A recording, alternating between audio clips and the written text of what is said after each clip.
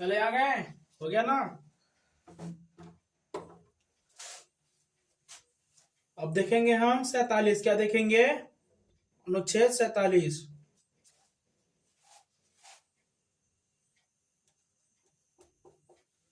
अनुच्छेद 47 में क्या है जी?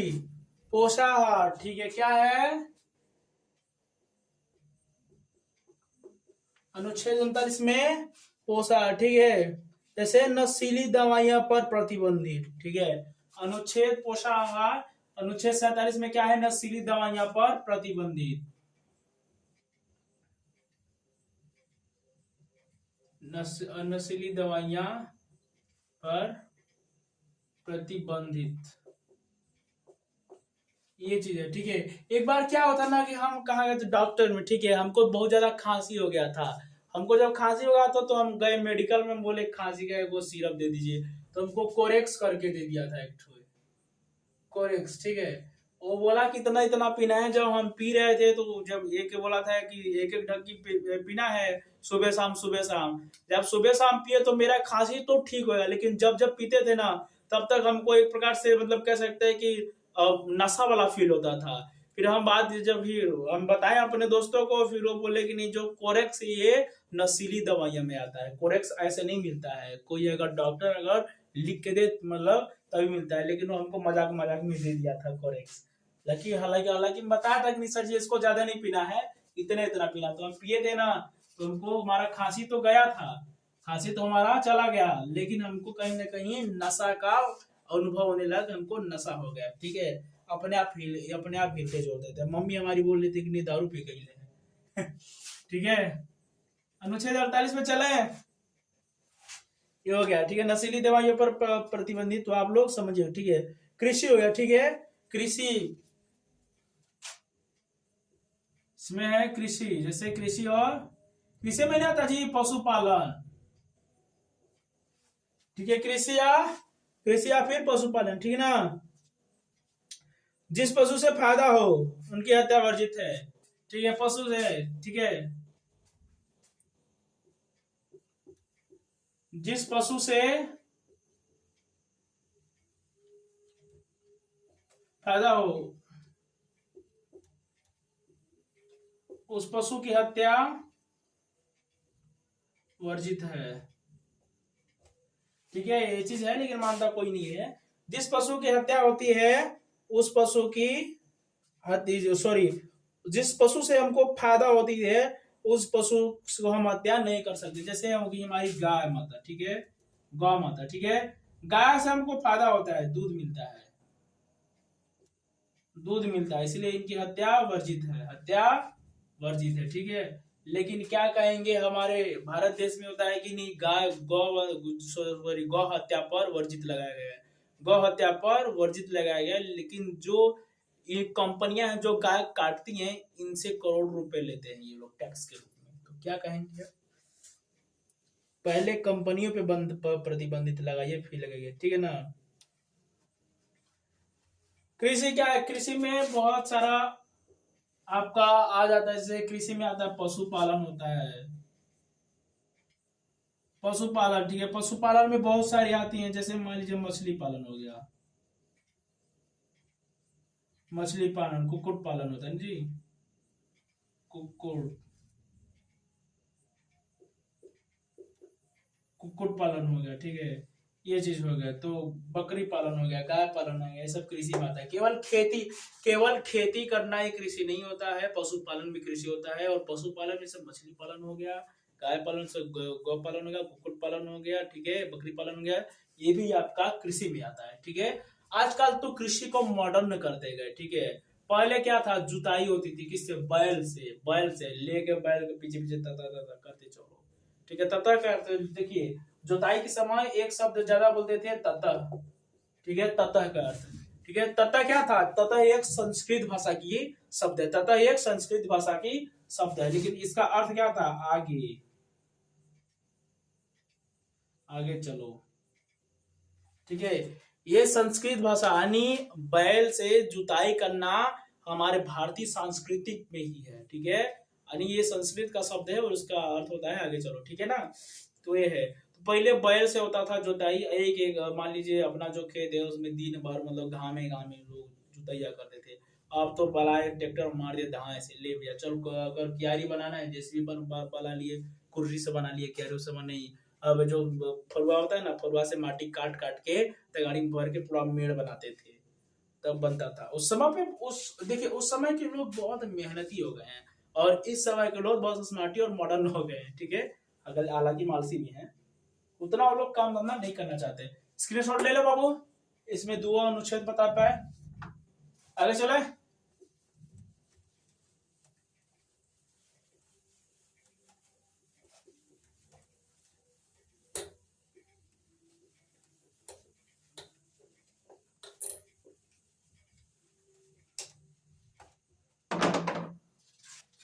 आगे चलते हैं। अनुच्छेद 48 हो गया ना, 49 पे चलते हैं। अनुच्छेद 49, ये अनुच्छेद अनुच्छेद 49 क्या है? राष्ट्रीय महत्व। क्या है अनुच्छेद 49? क्या है? राष्ट्रीय महत्व। राष्ट्रीय महत्व, ठीक है। राष्ट्रीय महत्व जैसे मान लो क्या है, आप बताइए। राष्ट्रीय धरोहर, ठीक है, जैसे राष्ट्रीय धरोहर हो गया, राष्ट्रीय महत्व हो गया, मान लीजिए राष्ट्रीय धरोहर, ठीक है। राष्ट्रीय धरोहर जैसे मान लीजिए राष्ट्रीय चित्र एवं चिन्ह, ठीक है।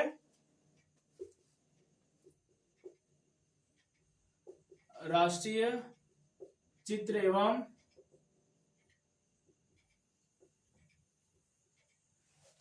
चिन्ह, ठीक है। यह है राष्ट्रीय धरोहर, ठीक है। यह है राष्ट्रीय धरोहर। इमारत, पुरातात्विक, इसका मतलब मूर्तियां,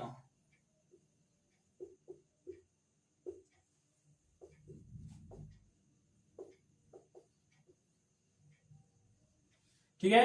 राष्ट्रीय धरोहर का मतलब समझिए, राष्ट्रीय धरोहर यानी आप राष्ट्रीय धरोहर जैसे मान लीजिए राष्ट्रीय चिन्ह हो गया एवं चित्र हो गया, इसका आपको सम्मान करना ही पड़ेगा, ठीक है।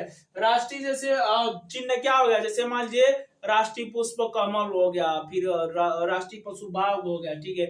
इनका आपको सम्मान करना है, ठीक है। और राष्ट्रीय धरोहर जैसे राष्ट्रीय चिन्ह जैसे अशोक चिन्ह होंगे, ठीक है। अशोक चिन्ह मतलब आप लोग समझ रहे हो, अशोक चक्र जो तिरंगे के बीच में होता है, 24 तिरियाएं हैं, जिसमें हम आपको तिरंगा पढ़ाएंगे, और फिर मैप वाला क्लास चलेगा तो उसमें हम बताएंगे आपको कि 24 जो तिरियाएं होती हैं ये कौन कौन सी होती हैं, ठीक है। तो ये है, तो राष्ट्रीय धरोहर जैसे मान लीजिए अगर ठीक है, जैसे हो गया इंडिया गेट, इंडिया गेट का आपको सम्मान करना है, ठीक है। इमारत जैसे राष्ट्रीय धरोहर की इमारतें जैसे लाल किला हो गया, कुतुब मीनार हो गए, इनका भी आपको सम्मान करना है, ठीक है। पुरातात्विक जैसे राष्ट्रीय धरोहर जैसे पुरातात्विक मूर्तियां हो गया, जैसे अभी मान लीजिए अभी खजुराहो जो मध्य प्रदेश में भीमबेटका की गुफा में है, जो खजुराहो मंदिरों पे मूर्ति बनी होती है, उनका भी आपको सम्मान करना है। जो पुरातात्विक की मूर्तियां हैं उनका भी आपको सम्मान करना है, ठीक है। इसका सिंपल सी मतलब हो गया कि राष्ट्रीय महत्व जो राष्ट्रीय धरोहर हो गया, ठीक है। ये आपका हो गया अनुच्छेद 49, ये आपका अनुच्छेद 49 हो गया, ठीक है। अब हम चलते हैं अनुच्छेद 50 पे, ठीक है। अनुच्छेद 50, अनुच्छेद 50 पे, ठीक है।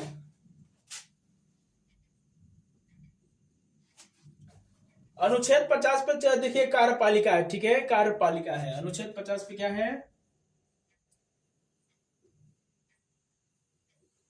कार्यपालिका, ठीक है। अनुच्छेद 50 पे है कार्यपालिका, ठीक है। कार्यपालिका, कार्यपालिका को इंग्लिश में क्या बोलते हैं? एग्जीक्यूटिव जी,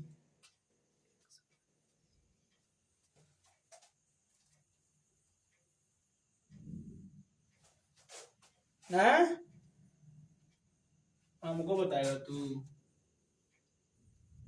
ठीक है ना, एग्जीक्यूटिव, ठीक है। ये हो गया आपका कार्यपालिका। फिर आते न्यायपालिका,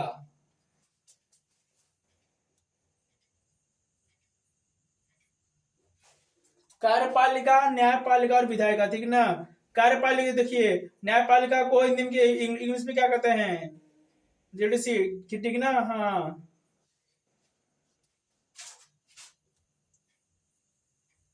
जुडिशरी, ठीक है। ये आपका न्यायपालिका, ठीक है, कार्यपालिका, न्यायपालिका, विधायिका।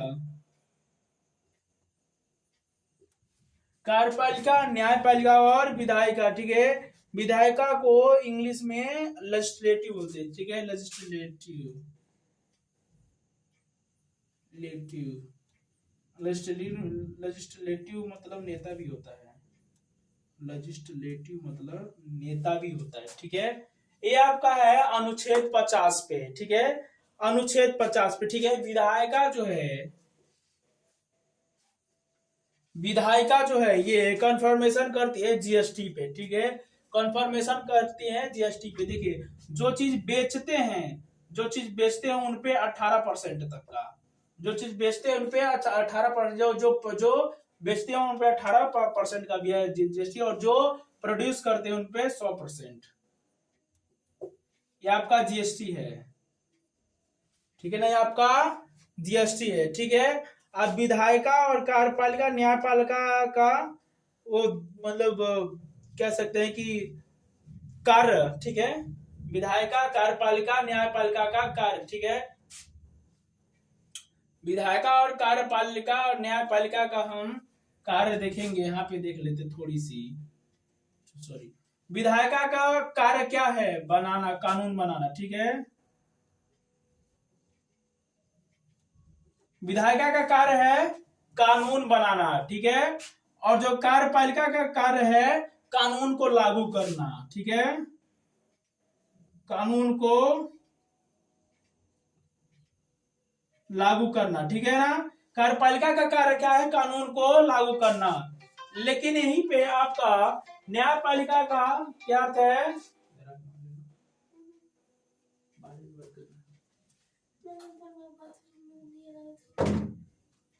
ठीक है ना। न्यायपालिका का कार्य क्या है? देखिए न्यायपालिका का कार्य है कि बनाए गए कानून को लागू करना, ठीक है, बनाए गए कानून को लागू करना, बनाए गए कानून को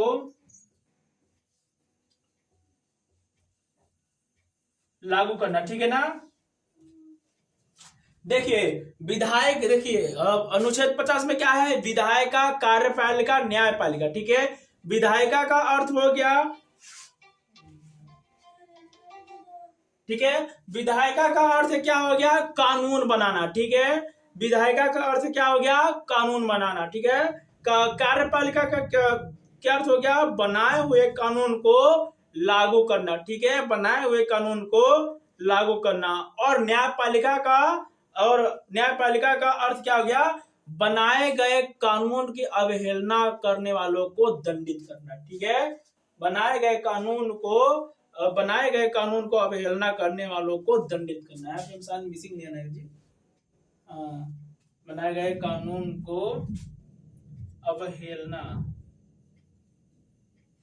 अवहेलना या आलोचना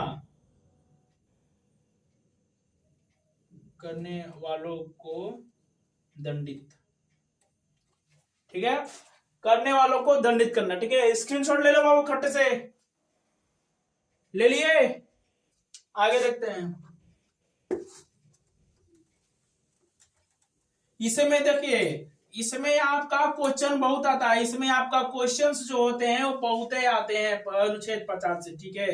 जैसे मान लीजिए इसमें ज्यादा कुछ नहीं आएगा, मान लीजिए अगर बोल दिया परिभाषा करने लिखने के लिए, डेफिनेशन, ठीक है, परिभाषा अगर लिखने के लिए आ गया, विधायिका पर परिभाषा लिखिए, कार्यपालिका की परिभाषा लिखिए, न्यायपालिका की कार्य लिखिए, तो आपको अगर आएगा, अगर आप समझेंगे कि विधायिका का कार्य क्या है, तो उसकी जो परिभाषा है आप खुद से लिख पाएंगे या फिर लिख सकते हैं। लेकिन आप ये जानबे नहीं करेंगे कि विधायिका का कार्य क्या है, कार्यपालिका का कार्य क्या है, न्यायपालिका का कार्य क्या है, तो आप कुछ नहीं लिख पाएंगे, इनका आपको परिभाषा आएगा ही नहीं, ठीक है। अब चलते हैं अनुच्छेद 51 में। अनुच्छेद 51 में, ठीक है, अनुच्छेद 51 क्या कहता है? विवाद, क्या कहता है? विवाद। अनुच्छेद 51, ठीक है। अनुच्छेद 51 क्या है? विवाद, इंटरनेशनल विवाद, इंटरनेशनल, ठीक है, इंटरनेशनल विवाद, ठीक है, इंटरनेशनल विवाद। जैसे अनुच्छेद 51 में क्या है? पहला है आपका हो गया शांति है, ठीक है, दूसरा है आपका संधि, समझ आ रहे हैं जी, है ना, फिर आपको यूनियन है, ठीक है, तीसरा क्या है? ठीक है, यूनियन नेशंस ऑर्गेनाइजेशन से इसको समझते, ठीक है, अंतरराष्ट्रीय संगठन में भाग लेना, ठीक है, अंतरराष्ट्रीय संगठन में भाग लेना है,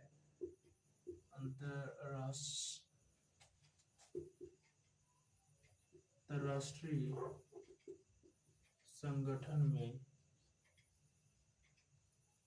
भाग लेना है, अंतरराष्ट्रीय संगठन में भाग लेना, ठीक है, अभी रिस्पेक्टफुली, ठीक है, रिस्पेक्टफुली, ऐसा नहीं है,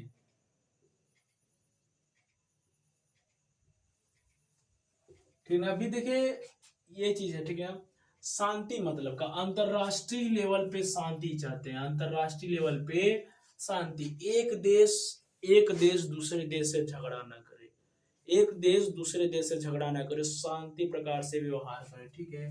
प्लस संधि, प्लस संधि का मतलब क्या होता है पता है? संधि का मतलब है कि एक देश शांति पूर्वक अपना कार्य करे, व्यापार करे, ठीक है, सबसे मेल ताल बनाए रखे, ठीक है।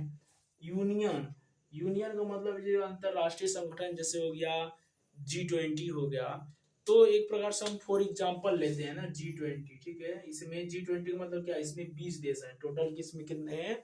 20 देश है, ठीक है। तो अभी जब 2020 में शायद हुआ था ना इसका G20 का, ठीक है, तो कहाँ इसका जो मुख्य जो बोले तो ये भारत में हुआ था, ठीक है, ये सम्मेलन का हुआ था, सम्मेलन भारत में हुआ था, ठीक ना, ये सम्मेलन कब हुआ? तो भारत में हुआ था। तो भारत में देखे थे 20 देश के जिस देश के सर्वे सर्वा प्रधानमंत्री होते हैं या राष्ट्रपति होते हैं, वो सब आए थे हमारे G20 में, भारत के भारत मंडपम में दिल्ली में, ठीक है। तो अंतरराष्ट्रीय संगठन में भाग लीजिए, प्लस रिस्पेक्ट से, सम्माननीय से, ठीक है, ऐसा नहीं कि वहां पे जाके आप बुराई करोगे कि नहीं तुम्हारा देश खराब है, तुम्हारा देश खराब है, ऐसा नहीं, सब अपने अपने जगह पे सही, ठीक है, ये है। तो प्लस अब दूसरी क्या है? अनुच्छेद 51 का है, ठीक है, अनुच्छेद 51 का है, एक अनुच्छेद हो गया अनुच्छेद 51 प्लस अनुच्छेद 51 का भी है, ठीक है। अनुच्छेद 51 का में क्या है? आप लोग खुद कमेंट करके बताइएगा, ठीक है ना।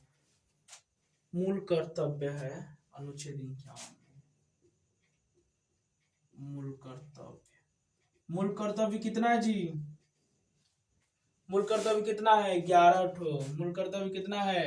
11 ठो। जैसे ये हमारा भारतीय, जैसे हो गया आपका मूल कर्तव्य क्या है?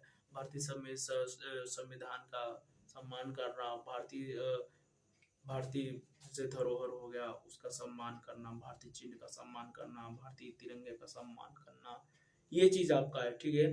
तो ये आपका मूल कर्तव्य कितने हैं? 11 है। ध्यान रखिएगा, मौलिक अधिकार आपका होगा 6 प्लस मूल कर्तव्य 11, ठीक है। तो आज के लिए इतना ही, हम आपको पूरा भाग 4 बता दिए, हम कल भाग 5 की ओर बढ़ेंगे, ठीक है।